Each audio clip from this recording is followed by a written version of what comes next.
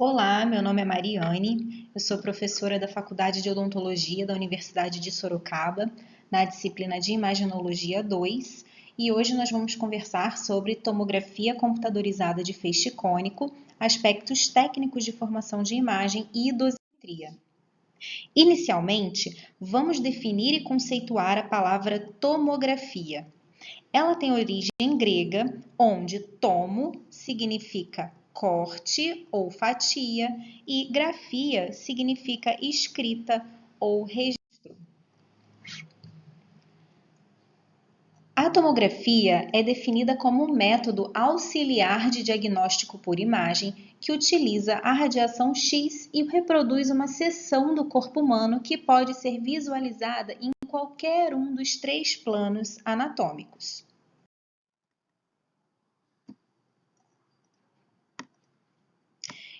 E quais são, os planos anatômicos com os seus respectivos planos tomográficos?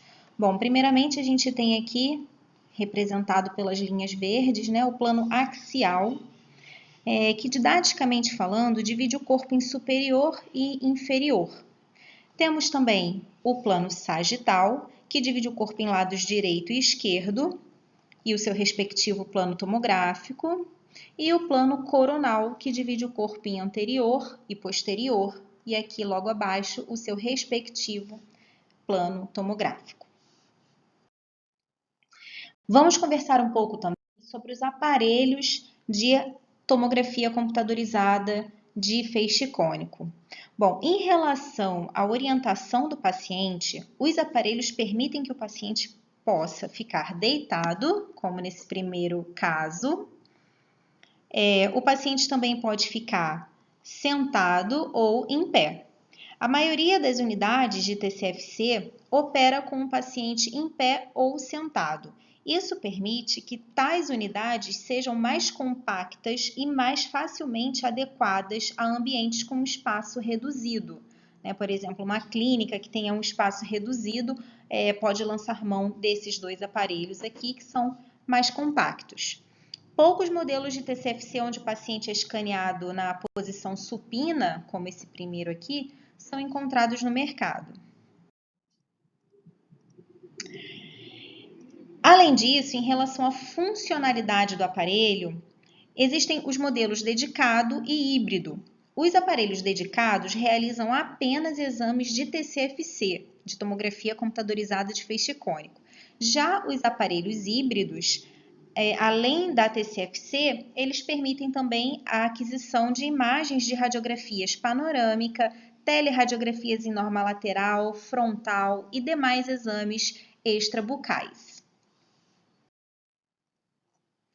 Existem diversas possibilidades de tamanhos de campo de visão, que no inglês vocês vão ouvir muito o termo FOV, tamanho de FOV, vem do inglês Field of View, que significa campo de visão, e em relação às possibilidades de tamanhos de campos de visão, existem algumas variações entre os aparelhos, e dentro de um mesmo aparelho você também pode variar esse campo de visão, e essa variação se dá de acordo com a indicação do exame. Vou dar 2 exemplos bem grotescos. Por exemplo, um paciente que vai ser submetido à cirurgia ortognática e precisa desse primeiro FOV aqui, que é o maior FOV possível, que contempla toda a face do paciente. E um paciente que precisa avaliar, por exemplo, presença de fratura radicular, que permite a utilização de um FOV bem reduzido, que vai protegê-lo em relação à radiação, entre outras situações que a gente vai ver ao longo da aula. Então, a gente tem como classificação geral os FOVs grandes, ou também chamados de maxilofacial, que abrange toda a face do paciente, e temos também o FOV do tipo dentoalveolar, que vai abranger tanto a maxila quanto a mandíbula. Temos os FOVs ainda menores, que contemplam mandíbula única ou ATM dupla, e o FOV pequeno ou localizado, que vai contemplar aí alguns dentes apenas. Portanto, a gente pode entender que o FOV, ou seja, o campo de visão, deve ser minimizado de acordo com a região de interesse correspondente à tarefa de diagnóstico.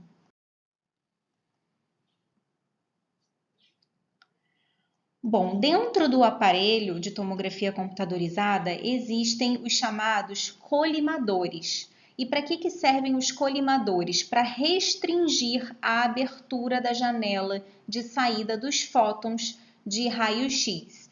E nos aparelhos de tomografia, nós temos colimadores do tipo circulares ou retangulares. A colimação circular vai permitir a formação de um feixe de formato cônico. E a colimação retangular vai gerar um feixe de forma piramidal. Muito bem. Então, agora vamos falar sobre alguns conceitos básicos que são importantes para que a gente converse mais à frente de uma forma mais aprofundada sobre tomografia computadorizada. E os conceitos básicos que a gente precisa entender são esses, que são os conceitos de pixel, voxel, dexel e bit. O pixel, pessoal, representa o menor elemento de uma imagem digital, certo? Então, eu coloquei aqui algumas reconstruções axiais, tá? E vamos imaginar, porque na verdade o pixel, ele é o menor elemento de uma imagem bidimensional. Então, aqui a gente considerando apenas uma reconstrução, assim, de forma estática, né? A gente pode considerar que o pixel, ele seria um quadradinho desses aqui. Tá? Então, o exemplo aqui seria melhor, obviamente, se fosse com uma imagem bidimensional, tá, gente? O menor elemento da imagem bidimensional é o pixel. Já o voxel é o menor elemento da imagem tridimensional. Então, observem aqui que o conjunto dessas imagens axiais, né, que vão formar o volume tomográfico, né, e aí, considerando, portanto, esse volume, se a gente observar o menor elemento desse volume, o menor elemento dessa imagem tridimensional, ele vai ser chamado de voxel. O voxel, ele pode ser do tipo isotrópico ou anisotrópico. O voxel isotrópico, ele possui todos os seus lados iguais. O voxel anisotrópico possui pelo menos um dos seus lados com um tamanho diferente dos demais. O voxel isotrópico, geralmente, ele está envolvido em imagens que têm melhor nitidez, enquanto que o voxel anisotrópico está envolvido em imagens que vão possuir uma menor nitidez. O outro conceito que é importante a gente falar é sobre o dexel. O dexel é o menor elemento de um detector de imagem. O detector de imagem é aquela estrutura que vai receber o sinal, vai receber a radiação que já passou pelo paciente, né? E aí vai fazer a leitura da radiação que chega, né, até então o detector. E a menor estrutura desse detector se chama dexel. O menor elemento desse detector é o chamado dexel. Existem detectores que possuem dexels maiores e detectores que possuem dexels menores. Então, como vocês podem observar nessas figuras, a primeira delas aqui do lado esquerdo da tela, a gente pode observar dexels maiores, né? E do lado direito da tela, dexels menores. Então, quanto menor for o dexel, mais nítida a imagem. Um outro conceito importante é o conceito de dígito binário, ou bit. O bit, né, então, portanto, também chamado de dígito binário, corresponde à menor unidade de informação que pode ser armazenada ou transmitida pelos sistemas computacionais. O bit pode assumir apenas dois valores, 0 ou 1, e uma combinação de 8 bits corresponde a 1 byte. Então, observem esse esquema em que um quadradinho representa 1 bit, né? E aqui a gente tem um outro quadradinho que representa um outro bit e daí por diante. Cada bit desse daqui pode assumir um valor de 0 ou 1, conforme exista ou não a passagem de sinal elétrico através dele.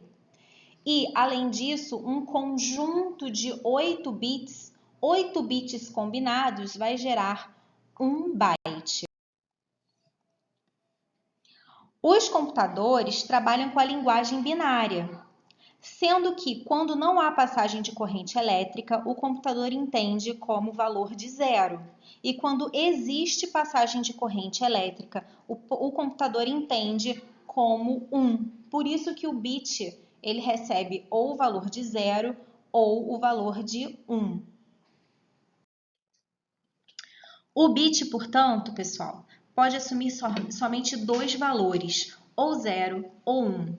Os computadores eles são idealizados para armazenar instruções em múltiplos bits, que são denominados os bytes. Um byte, portanto, mais uma vez, ele possui 8 bits. E nesse exemplo, o byte apresenta 256 possíveis combinações numéricas. Como que a gente chega nesse número de 256 combinações numéricas? Observem que o 2, né, que está representado aqui do lado direito da tela, representam os valores possíveis para o bit, que é 0 ou 1. Então, são duas possibilidades. Ou o bit vai ter valor de 0 ou ele vai ter valor de 1. Por isso que a gente coloca dois valores, né, o número 2. E elevado à oitava potência, por quê? Porque 8 bits corresponde a 1 byte. Então, para a gente falar numa linguagem de byte, a gente eleva esse valor à oitava potência e gera, portanto, o número de 256, que nesse caso são as 256 combinações numéricas possíveis para essa situação. Bom, e aí essa combinação numérica, se a gente trouxer para a nossa área de atuação, vamos falar então de valores de cinza, a gente pode ter valores de cinza que vão variar do 0 ao número 256. E o que significa isso? Que o tom de cinza ele vai ter diversas tonalidades, na verdade, vai ter diversas nuances diferentes, que vão variar desde o 0, que vai ser o preto absoluto, até o 255, que vai ser o branco absoluto, passando, portanto, por diversas tonalidades de cinza, a depender da combinação numérica que a gente vai observar. E trazendo isso, portanto, mais uma vez para dentro da nossa área, sabe-se que nos exames de imagem, cada pixel, vamos imaginar que cada quadradinho desse aqui, cada bit desse é um pixel, possui um valor de cinza que corresponde justamente ao quê? A atenuação dos fótons de raio-x pelos tecidos os quais os fótons ultrapassaram, certo? Muito bem, então após ter conhecido, né, alguns conceitos básicos, a gente vai falar agora sobre alguns aspectos técnicos da tomografia computadorizada de feixe cônico. Então aqui, parâmetros técnicos. Os operadores da tomografia computadorizada de feixe cônico, TCFC, devem ser capazes de escolher um protocolo de aquisição apropriado para cada paciente, a fim de otimizar a qualidade de imagem e minimizar a dose. Então, entendam que isso é uma balança. Ao mesmo tempo em que a gente precisa de uma imagem suficiente para que a gente faça um bom diagnóstico, ou seja, ao mesmo tempo que a gente precisa otimizar a qualidade da imagem, a gente também precisa minimizar a dose de radiação. Então, esse equilíbrio, ele é extremamente importante. Vamos falar, portanto, de qualidade de imagem, que é um conceito, assim, bastante subjetivo, inclusive, né? E vamos falar também sobre parâmetros de exposição. Iniciando, portanto, com qualidade de imagem, a gente vai ver dentro desse contexto as definições de resolução espacial, resolução de contraste, ruído, artefatos e precisão geométrica. Vamos lá então, gente, sobre resolução espacial. A resolução espacial refere-se à capacidade de distinguir pequenos detalhes na imagem. Está relacionada, mas não exclusivamente, tá, ao tamanho do voxel. Como na TCFC existe a possibilidade de voxels de tamanhos bem pequenos, a resolução espacial é considerada alta nesse método de imagem. Essa primeira imagem do lado esquerdo mostra uma reconstrução axial da região anterior da mandíbula, apresentando um voxel isotrópico de tamanho 0,125, tanto para a altura quanto para a largura, como para a profundidade, ou seja, voxels isotrópicos e de tamanho bem reduzidos. Nessa outra imagem do lado direito da tela, observa-se um voxel anisotrópico e que, além dele ser anisotrópico, ele apresenta um maior tamanho, com altura e largura aí representados por 1 milímetro de tamanho e 0,125 de profundidade. Então, o fato dele ser anisotrópico, né, dele possuir um lado diferente dos outros, e também dele possuir uma altura e uma largura bem maior em relação à imagem do lado, né, do lado esquerdo, faz então com que essa imagem tenha uma menor nitidez. Observem que a imagem do lado do lado esquerdo tem maior nitidez, né, em relação à imagem do lado direito. Já a resolução de contraste refere-se à capacidade de distinguir tecidos ou materiais de diferentes densidades. Enquanto a resolução espacial da TCFC é geralmente considerada alta em comparação com a tomografia computadorizada de multidetectores, que é aquela tomografia que vocês encontram em grandes centros médicos, a resolução de contraste é limitada por vários fatores relacionados à instabilidade dos tons de cinza presentes na TCFC e pelos baixos valores de quilovoltagem e de produto de miliamperagem utilizados na TCFC, que impede a visualização de diferenças sutis entre os tecidos moles, como entre fluidos e tumores sólidos, sendo, portanto, a TCFC, né, indicada para a visualização de tecidos com alto contraste anatômico, como, por exemplo, o tecido ósseo e o tecido dentário. Agora, vamos falar sobre o ruído. O ruído pode ser definido como sendo a variabilidade dos valores de cinza em um objeto ou tecido que é homogêneo. As principais fontes de ruído são o ruído quântico e o ruído eletrônico. O ruído quântico é causado pela natureza aleatória, inerente das interações que acontecem durante a produção e a atenuação dos raios-x. E o ruído eletrônico é causado pela conversão e transmissão do sinal, ou seja, dos fótons que chegam, né, no detector. Então, a conversão e transmissão desse sinal pelo detector, né, para que haja posteriormente a reconstrução da imagem. Para que a gente possa entender um pouco melhor sobre o ruído, vamos às imagens, né? Observa-se nessa reconstrução axial da maxila grande quantidade de ruído na imagem do lado esquerdo. Comparando com a imagem ao lado, do lado direito, que apresenta-se com uma qualidade que se apresenta, né, com uma qualidade adequada para o diagnóstico, nota-se que o ruído prejudica a qualidade da imagem, ele degrada a imagem.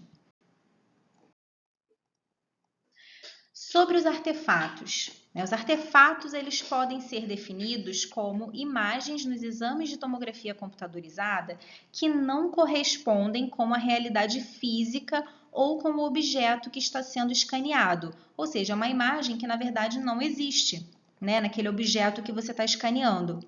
E existem alguns tipos de artefatos, como artefatos de metal, de movimento, capping, cupping, artefatos em anel, que serão melhor abordados numa próxima oportunidade, numa próxima aula. Mas, de uma maneira bem genérica, assim, se a gente puder só pelo menos citar para vocês conhecerem um pouco sobre os artefatos, vamos então falar um pouquinho sobre eles.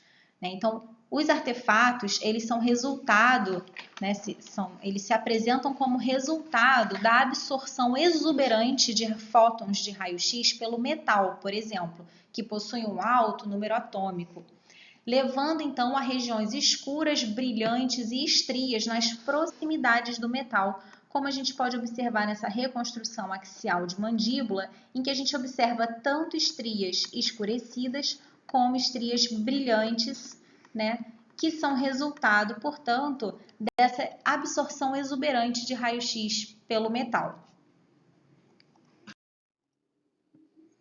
Os artefatos de movimento é um tipo de artefato relativamente comum, né, na tomografia computadorizada de feixe cônico. E, de uma maneira geral, ela é resultado do movimento do paciente durante o escaneamento. O fato do paciente estar sentado ou em pé, na maioria das unidades, juntamente com o tempo de varredura, né, o tempo de exame relativamente longo, geralmente de 15 a 20 segundos, pode resultar em desfoque de movimento leve ou mais grave, né, caso o paciente se mexa muito. Então, embora os movimentos leves, por exemplo, engolir ou ter uma respiração, né, ou a respiração regular do paciente, não levem à degradação da imagem de forma considerável, o movimento excessivo pode levar a uma distorção severa, possivelmente exigindo retomadas, né, a realização de novos exames, pois com a degradação da imagem, o diagnóstico fica comprometido e, em alguns casos, inclusive, impossível de ser realizado. Então, observem nessa figura, né, que o paciente ficou, né, assim, foi posicionado e durante todo o escaneamento ele ficou imóvel, né, ele está sem movimento. Essa imagem do meio, o paciente apresentou um movimento moderado, o que prejudicou aqui o lado esquerdo, né, a visualização do lado esquerdo da mandíbula, e um movimento severo que altera toda a imagem, né, e impede, portanto, que seja feito qualquer tipo de diagnóstico.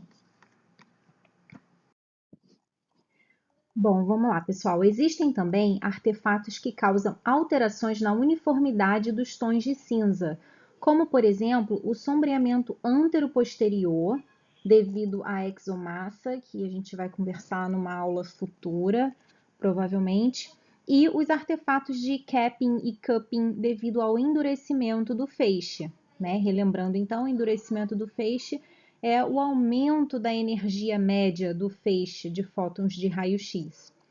Tá?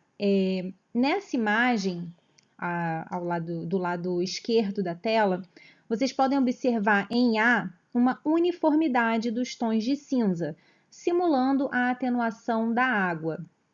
Em B, observa-se um sombreamento antero-posterior causado geralmente pela presença de exomassa. Em C, observa-se o artefato do tipo capping, onde podemos notar tonalidades mais escuras de cinza na periferia da imagem e mais claras no centro. Em D, observa-se o artefato do tipo cupping, onde podemos notar tonalidades mais claras de cinza na periferia da imagem e mais escuras no centro. Desculpe. Ambos, C e D, geralmente são causados devido ao endurecimento do feixe de fótons de raio-x, que ocorre de forma bem evidente na tomografia computadorizada de feixe cônico, devido aos seus valores mais baixos de quilovoltagem e miliamperagem. Existe também o artefato em anel. E esse artefato, ele é causado devido à calibração inadequada do detector, pois qualquer pixel do detector, ou seja, qualquer déxel que forneça um valor de leitura super ou subestimado, vai se manifestar dessa forma, como um círculo na imagem reconstruída, como a gente pode observar nesse exemplo aí indicado pelas setas. Então, esse artefato aqui, essa imagem, né, circular, é justamente o artefato em anel causado por uma falha aí na calibração do aparelho. E o último parâmetro utilizado para avaliar a qualidade da imagem se refere à precisão geométrica. A precisão geométrica da TCFC pode ser expressa como a precisão das medições lineares, medições de área e de volume. Bom, neste exemplo, observa-se uma representação esquemática bidimensional demonstrando a média parcial de volume. Se uma matriz de pixels de imagem estiver sobreposta sobre um objeto real, é possível que o limite entre o objeto e a matriz de pixels não coincida. Quando isso ocorre, o valor de cinza de cada pixel, no pixel que contém o limite, representará a atenuação média dos materiais que o compõem, resultando em um desfoque do limite da imagem do objeto. Então, tentando explicar de uma outra maneira, observem nessa figura à esquerda, toda essa imagem mais escura que representaria o objeto sobreposto a uma matriz de pixels, que é essa estrutura aqui cheia de quadradinhos, e cada quadradinho desse representaria aí um pixel, que é a menor unidade da imagem. Então, observem que o término do objeto não coincide com o término do pixel, E da mesma maneira acontece do outro lado da imagem, da mesma imagem ainda, do lado esquerdo da tela. Observem que o objeto termina bem no iniciozinho de um outro pixel, de outros pixels, de uma outra coluna de pixels. Observem então o que acontece. O computador, durante a reconstrução, ele faz uma média do valor de cinza, tanto de um lado, de um limite do objeto, como do outro lado, no outro limite do objeto. Então, reparem que onde havia mais do objeto, o tom de cinza é mais escuro, e onde tinha menos do objeto, o tom de cinza é mais claro. E isso faz com que os limites do objeto estejam desfocados. E por isso, usualmente realiza-se a calibração geométrica para que o tamanho do voxel represente corretamente o tamanho físico real do objeto. Então, o ideal é que o objeto esteja ali dentro, dos limites do voxel, que seria então o voxel, relembrando a menor estrutura da imagem tridimensional. Ainda sobre os parâmetros técnicos, vamos falar um pouco sobre os parâmetros de exposição, alguns parâmetros que podem também ser considerados quando a gente pensa aí nos parâmetros técnicos. Os parâmetros de exposição determinam a energia e a quantidade dos fótons de raio-x, bem como a qualidade da imagem de projeção. E são eles a miliamperagem e a quilovoltagem. Falando inicialmente sobre a miliamperagem. Bom, vamos lá. A miliamperagem determina o número de raios-x que saem do tubo de raio-x por unidade de tempo. Deve-se sempre levar em consideração a dose de radiação para o paciente e a qualidade de imagem necessária para um diagnóstico adequado. Então, essa balança ela tem que estar bem equilibrada. Portanto, vale ressaltar que com o aumento da miliamperagem, ou seja, com o aumento do número de fótons de raio-x, do número, certo? Reduziremos o ruído de imagem. Porém, também vamos aumentar a dose de radiação para o paciente. E lembra que quanto maior o ruído, pior é a qualidade da imagem? A gente falou isso mais no início da aula.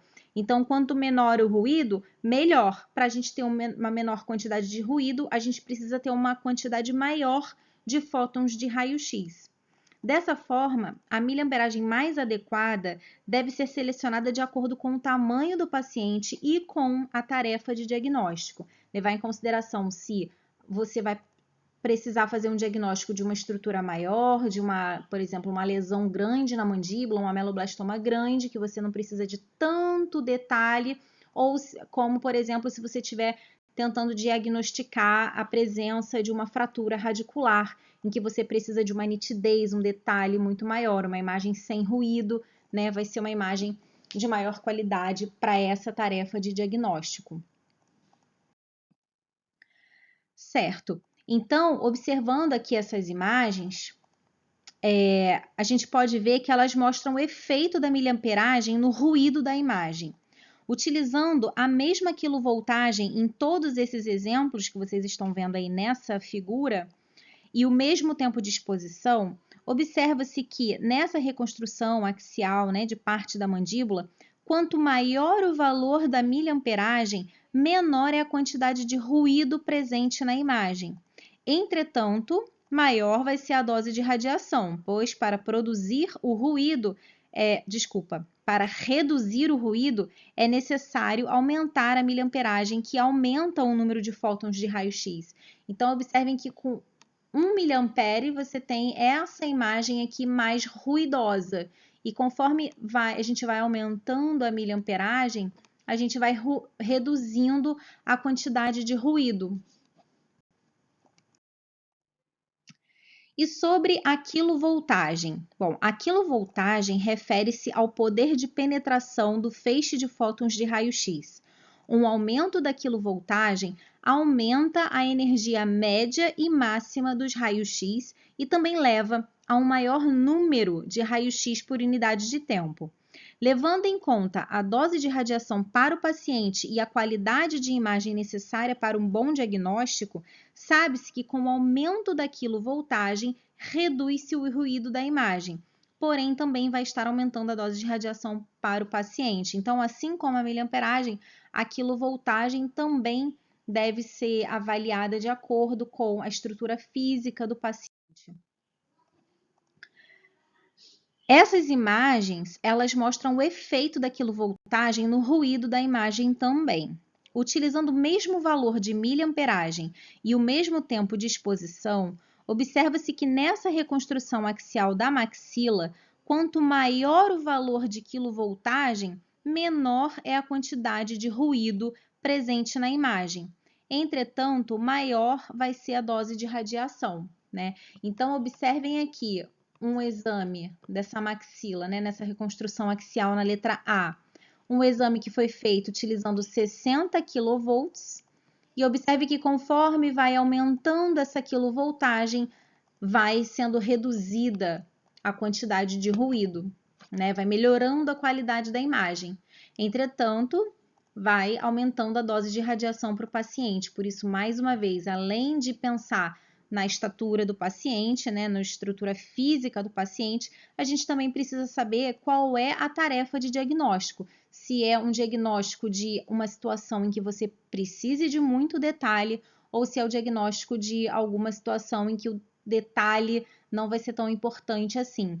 Claro que a gente não vai utilizar um ruído como esse na letra A, certo? Mas às vezes um exame com 75 kV para avaliação, por exemplo, de sinusite, avaliação de preenchimento mucoso nos seios maxilares, já vai ser suficiente, né? Agora, para uma avaliação mais detalhada, a utilização de 90 kV vai ser necessária.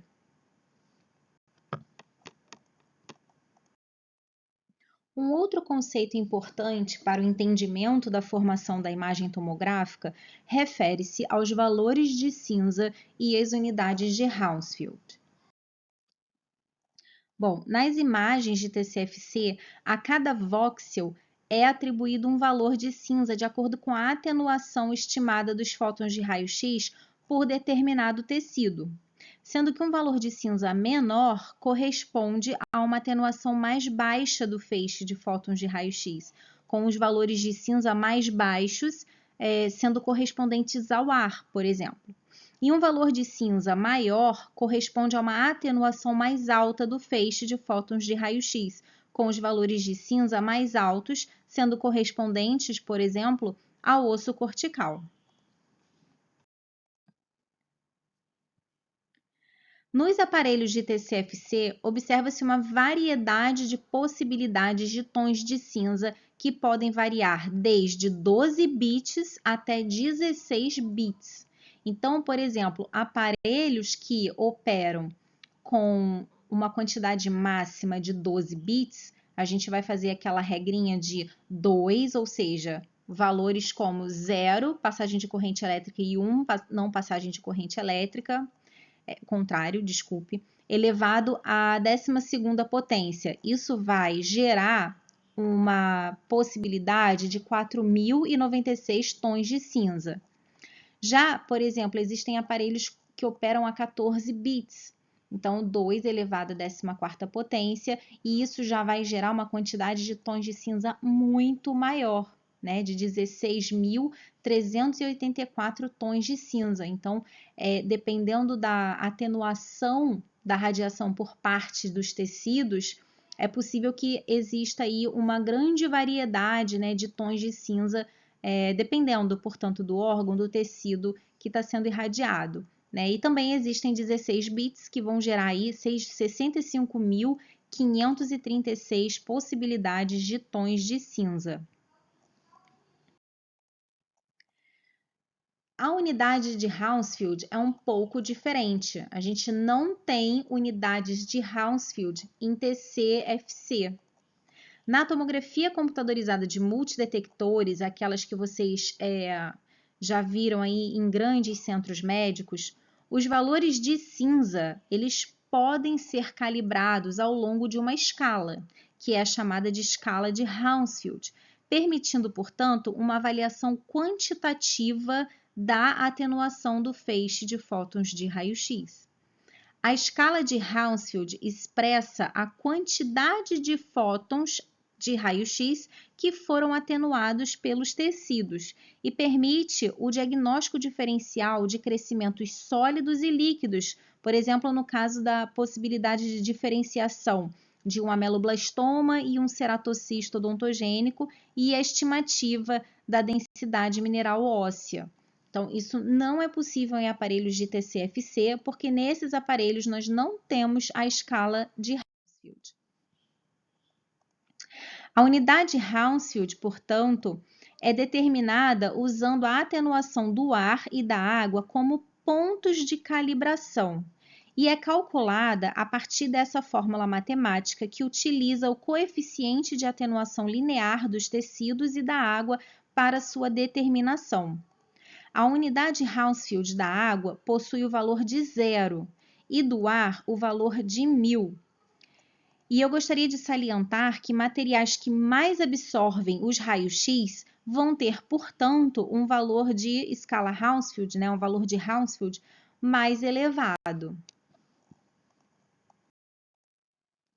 Muito bem, então uma vez que vocês entenderam essa questão de valores de cinza, né, e escala de Hounsfield, vamos falar um pouquinho da formação da imagem na tomografia computadorizada de feixe cônico. Existem 2 estágios para a formação de imagens de TC-FC, sendo o primeiro deles o estágio de aquisição de imagens, ou seja, a detecção dos fótons de raio-x, né, por parte do detector, e um segundo passo que é a reconstrução das imagens.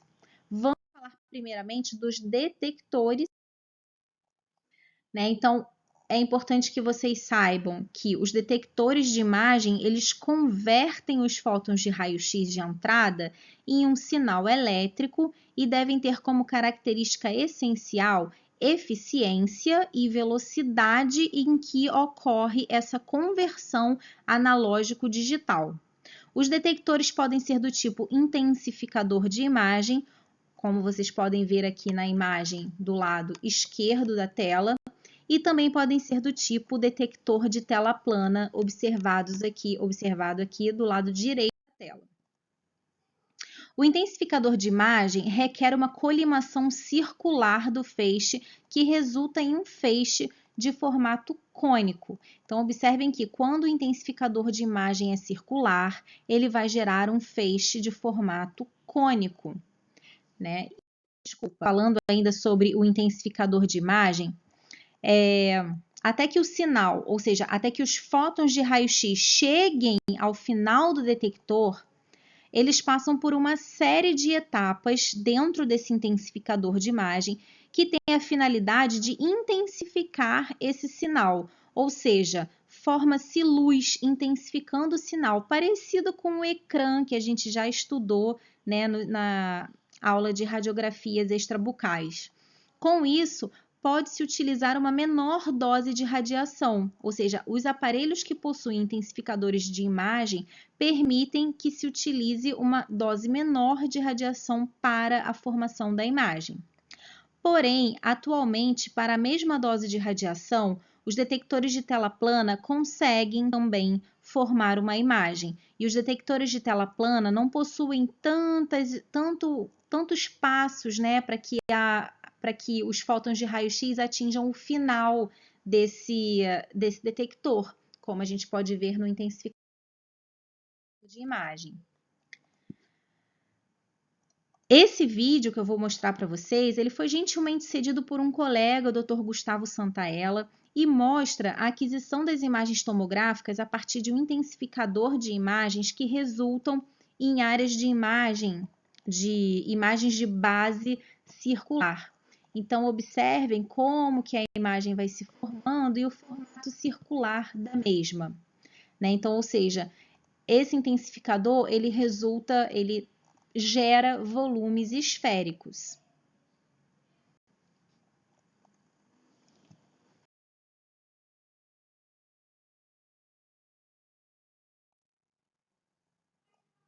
E esses são alguns aparelhos são alguns exemplos de aparelhos que utilizavam detectores do tipo intensificador de imagem.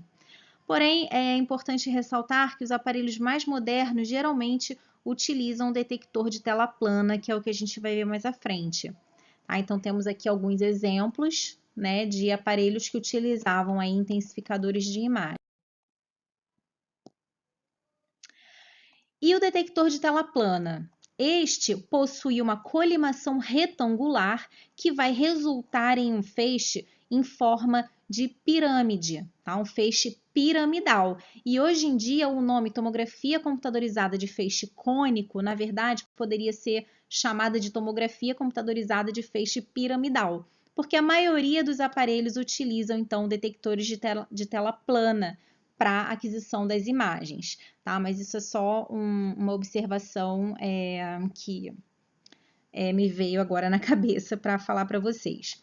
Bom, o detector de tela plana, ele pode ser do tipo direto ou indireto. O indireto é representado por esse esquema, que consiste em dois componentes.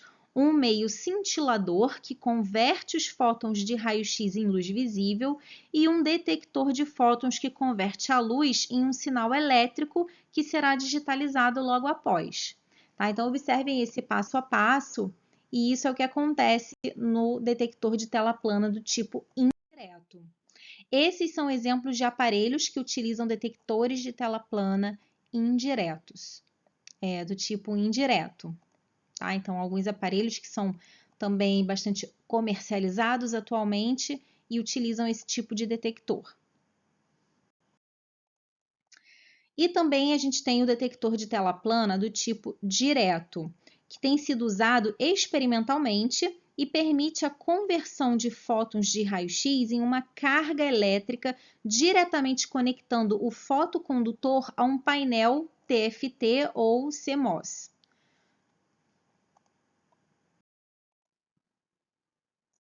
Imagens de sistemas detectores direto são mais nítidas, pois não envolve uma conversão de fótons para luz visível, ou seja, o sinal ele é convertido os fótons de raio-x são convertidos em sinal elétrico muito rapidamente, sem passar por nenhuma conversão, né, de fóton de raio-x para luz.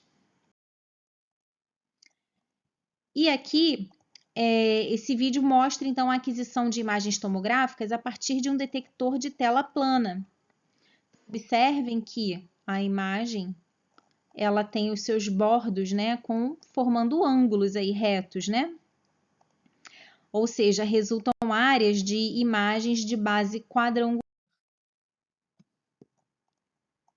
Uma propriedade importante dos detectores de raio-x, pessoal, é que o tamanho do Dexel é o determinante principal da resolução espacial e, portanto, da nitidez das imagens de TCFC.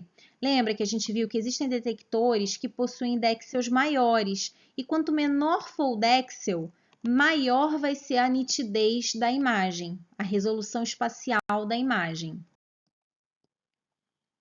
Quanto menor o tamanho do déxel, maior será a resolução espacial. Entretanto, quanto menor o tamanho do déxel, maior será a proporção de ruído detectada, sabe, gente? Então, muitas vezes vai ser necessário aumentar um pouco a dose de radiação ou aumentar a quilovoltagem para que a gente tenha uma quantidade maior de sinal e tente, de alguma forma, resolver essa questão de aumento de proporção de ruído em detectores que possuem déxels menores.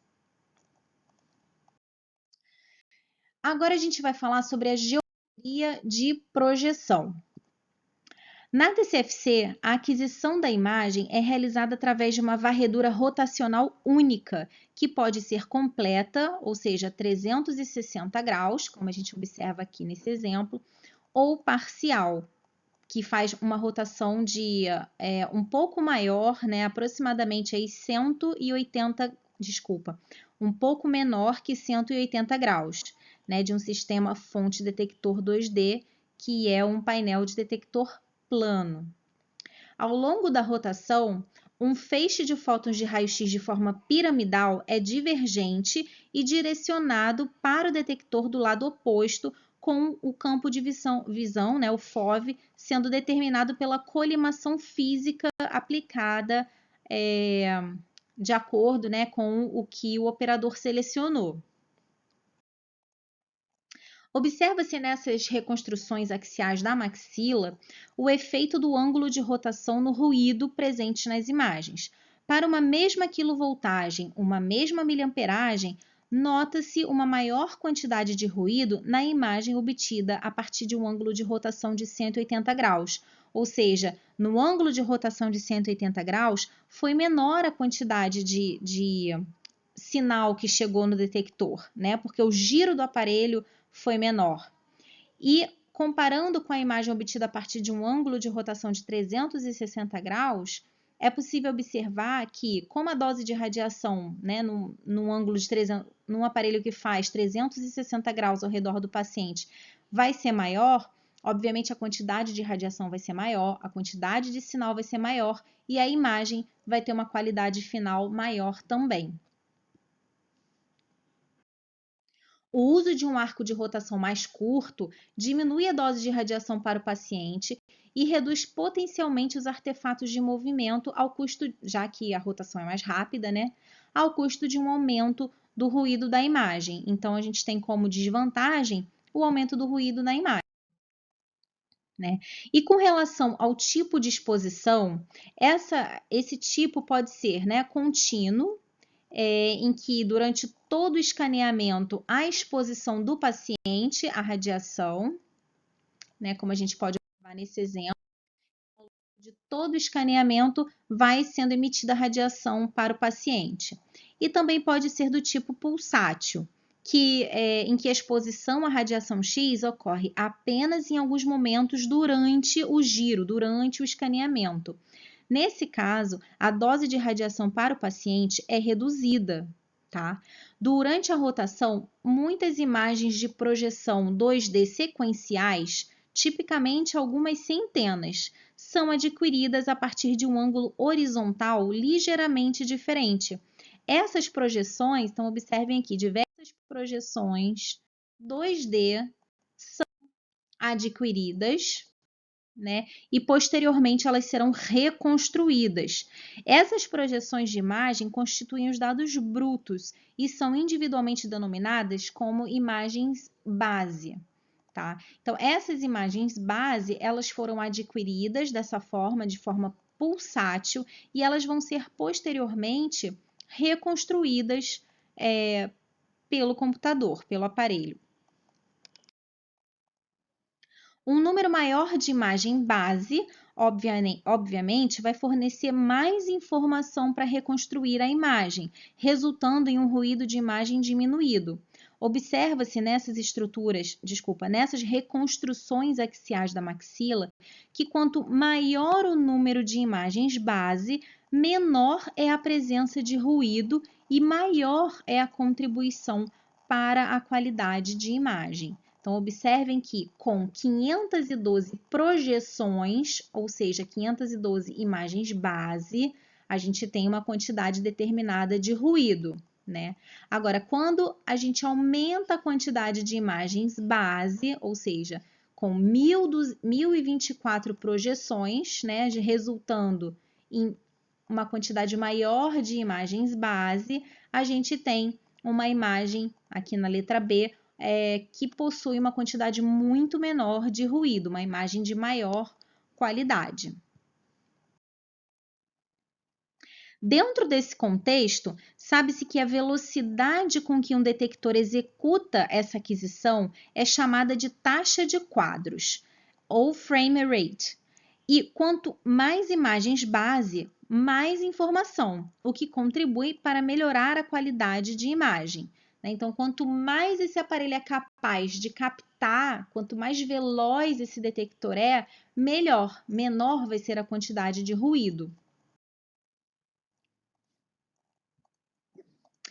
Ainda em relação à geometria de projeção, na tomografia computadorizada de feixe cônico, os fótons de raio-x centrais são incidentes no detector em um ângulo perpendicular, como pode ser visto nesse esquema aqui, em que a gente observa o detector de tela plana, né, a projeção de um feixe de raio-x saindo aqui de um ponto focal, né, presente no interior do tubo de raio-x, e observem que os fótons centrais, eles incidem no detector formando um ângulo perpendicular, certo?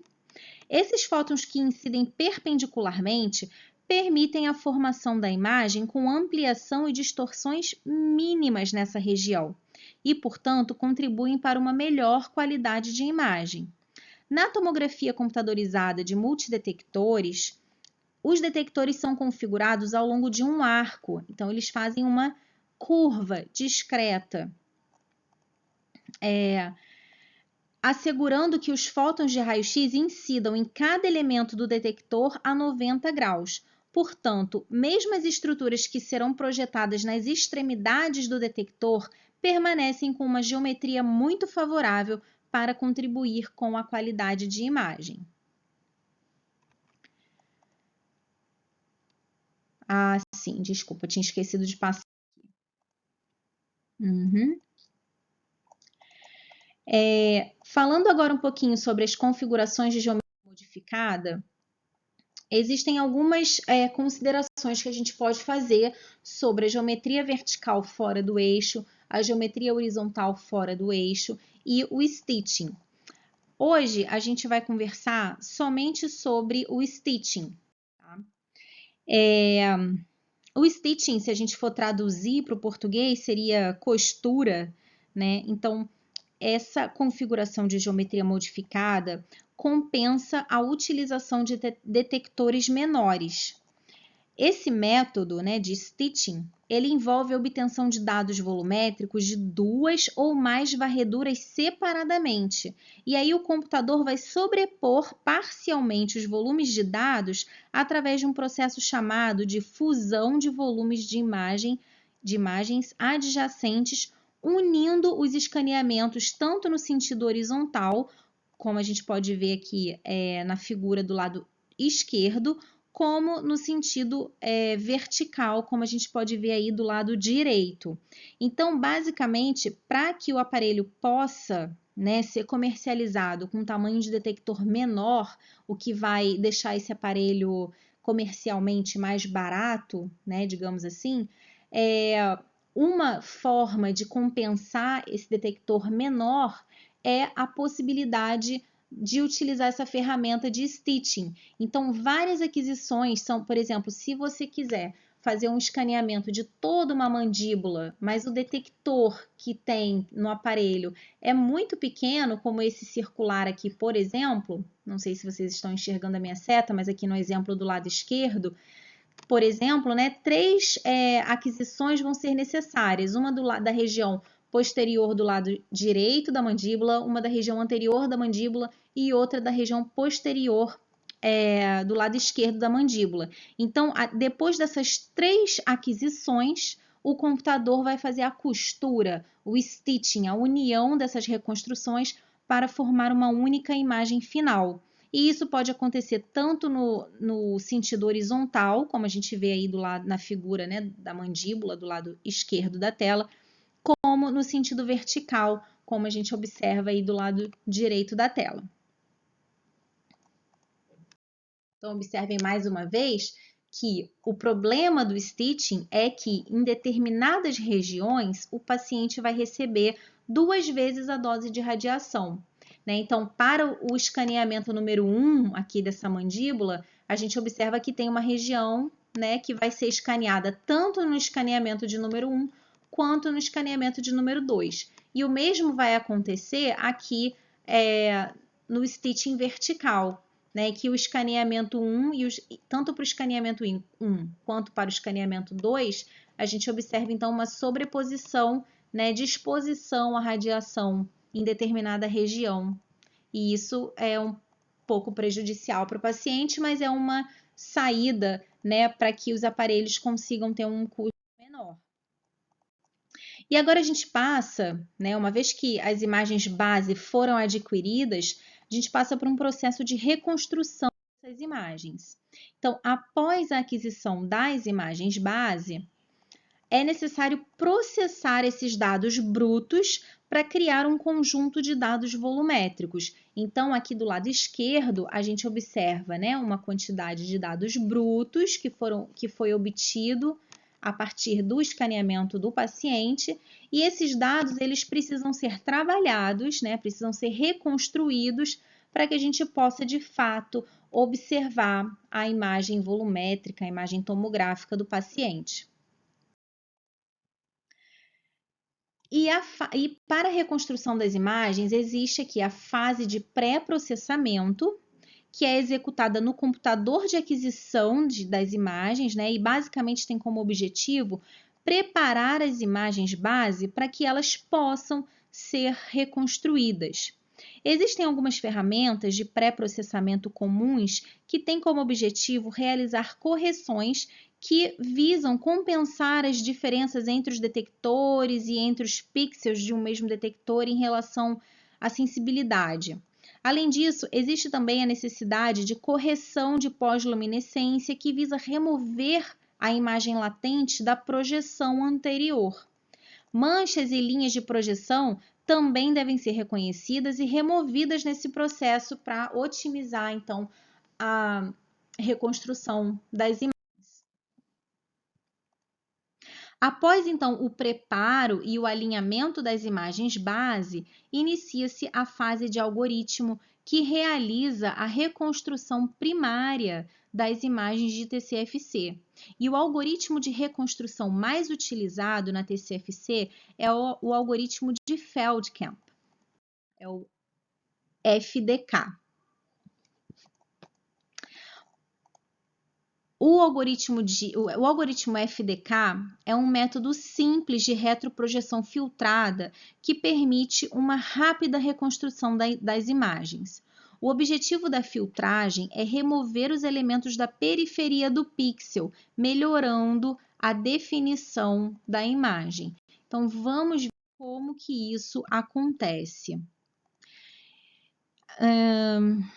O processo, então, de retroprojeção filtrada, ele é simples e é caracterizado pela retroprojeção de todas as projeções, ou seja, de todas as imagens base adquiridas durante o escaneamento, até que o objeto escaneado apresente a sua forma real tridimensional.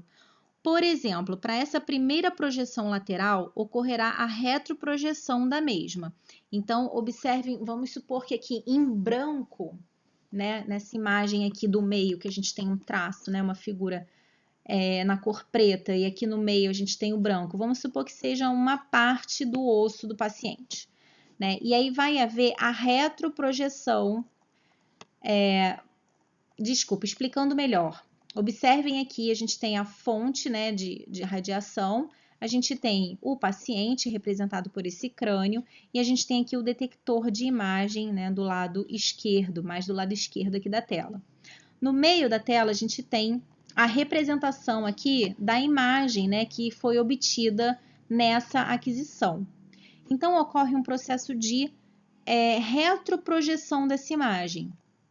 Essa imagem é como se ela fosse lá para o outro lado, ela ganha como se ela ganhasse um volume, né, que não é um volume verdadeiro. Então, para a próxima projeção, a gente vai ter a mesma retroprojeção. E essas retroprojeções, elas vão ocorrendo ao longo de todas as aquisições do paciente, todos os ângulos possíveis.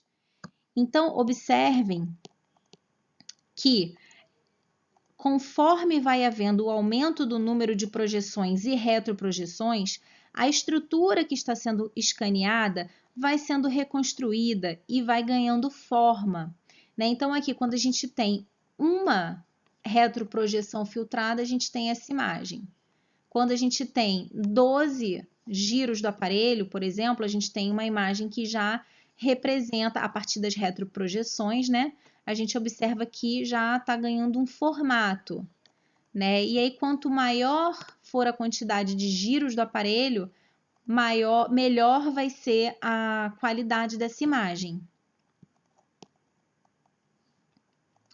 E uma vez que as imagens foram reconstruídas, que a gente tem a reconstrução primária finalizada, o que a gente faz com esse volume, certo? Bom, a gente vai poder realizar reconstruções secundárias. Então, esse conjunto de dados volumétricos pode ser secundariamente reconstruído nos planos sagital, coronal, bem como podem ser realizadas renderizações em terceira dimensão e reconstrução em máxima intensificação de pixels. Então, observem aqui que a gente tem uma reconstrução que pode ser realizada no plano sagital e coronal. A gente tem a possibilidade de reconstrução ou renderização em 3D e em 3D utilizando também a máxima intensificação de pixels. E aí, a partir das reconstruções secundárias, podemos visualizar, portanto, as imagens multiplanares, aqui representadas nos planos axial, primeiramente, sagital e coronal.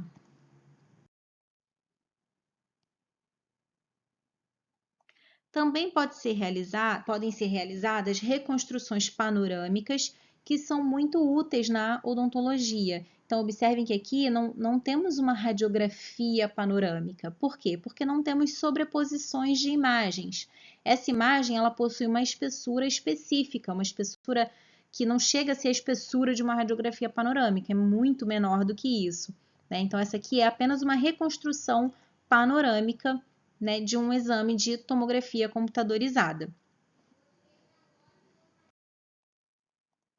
Também podem ser realizadas reconstruções oblíquas, e essas reconstruções elas também são denominadas de reconstruções parasagitais, reconstruções transversais, depende muito da região, né? E essas reconstruções elas são igualmente úteis para o diagnóstico em diversas especialidades odontológicas.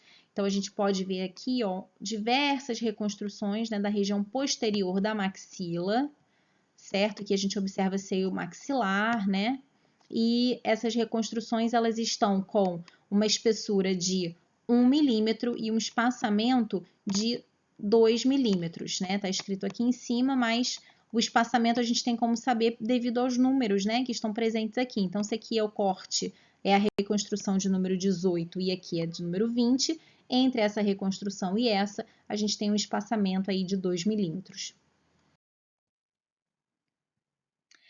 Uma vez que vocês já entendem a formação da imagem de tomografia computadorizada, entendem o que é isso, o que é esse exame, é importante que a gente converse também sobre a dose de radiação, os riscos e a proteção à radiação, né, em TCFC.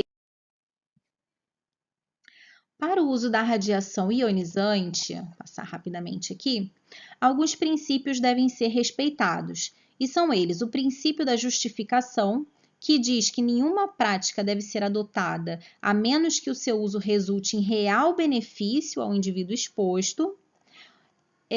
Também temos o princípio da otimização, que diz que todas as exposições devem ser tão baixas quanto razoavelmente ou diagnosticadamente execuíveis, que é o princípio de Alara, ou mais atualmente o princípio de Alada, e o princípio da limitação, que diz que a dose equivalente individual não deve exceder os limites recomendados pela Comissão Internacional de Radioproteção. A partir do conhecimento desses princípios, os profissionais que trabalham com radiação ionizante devem conhecer os efeitos desse tipo de radiação nos tecidos biológicos.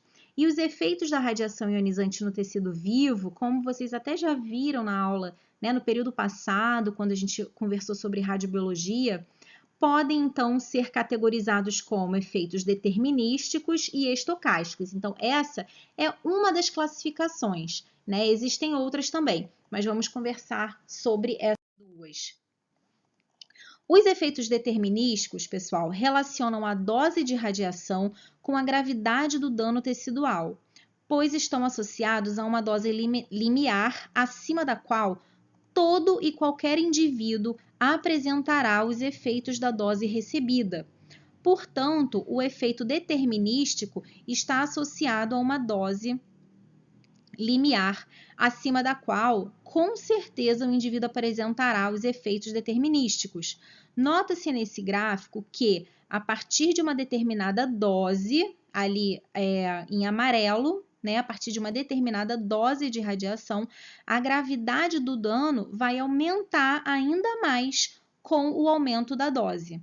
Os efeitos determinísticos não ocorrem como resultado de exames de TCFC, né? Eles estão aí mais associados com procedimentos de radioterapia, tá?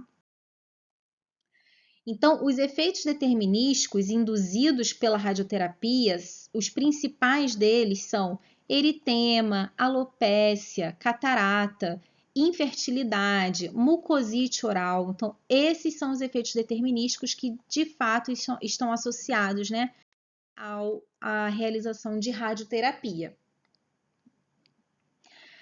Os efeitos estocásticos estão representados nesse gráfico, que correlaciona a dose de radiação com a probabilidade de dano. Então, vejam que eu estou falando agora sobre probabilidade, ou seja, a partir de qualquer dose de radiação, existe a possibilidade, a probabilidade de surgimento de efeitos estocásticos.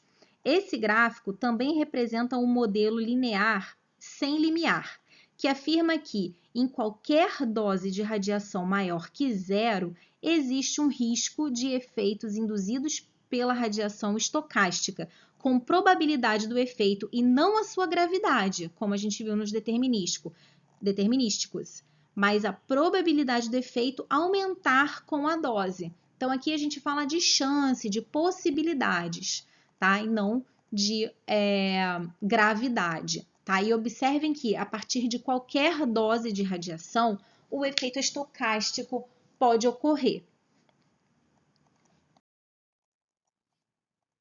Além disso, em doses acima de 100 mg, a validade desse modelo já foi demonstrada, mas em doses menores e no domínio da radiologia odontológica, incluindo a TCFC, em que a dose de radiação de fato é muito baixa, ainda há incerteza quanto à relação dose-efeito exata, tá? Porém, mesmo ela sendo muito baixa, né, como a gente pode observar no gráfico, qualquer dose pode, né, causar aí algum dano aí molecular ou celular e tecidual. Então, dentro dos efeitos estocásticos, alguns exemplos que podem ser citados são a leucemia e alguns tumores sólidos. Então, ao contrário dos efeitos determinísticos, os efeitos estocásticos podem resultar de níveis de dose muito baixos. Não há limite de segurança ou zona de segurança para exposição à radiação em imagens de TCFC.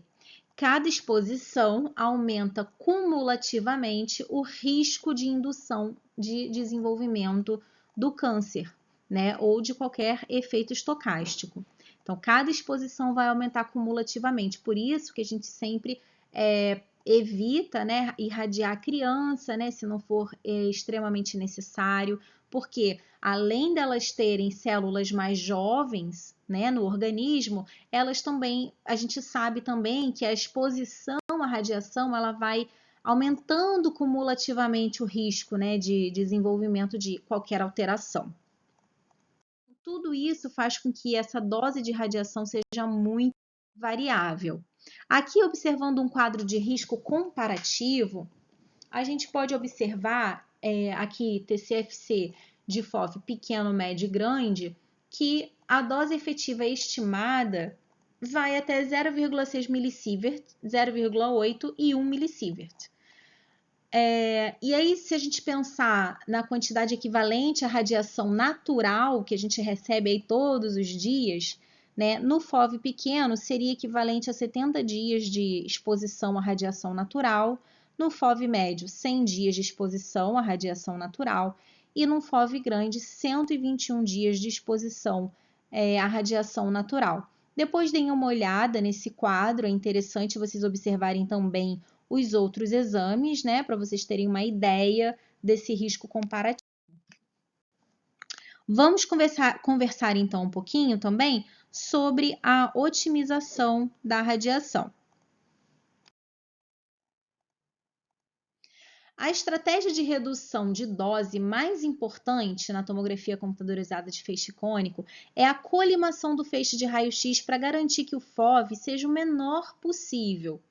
Então, quando se utiliza um FOV bem pequeno, pode ocorrer redução da dose efetiva em até 82%.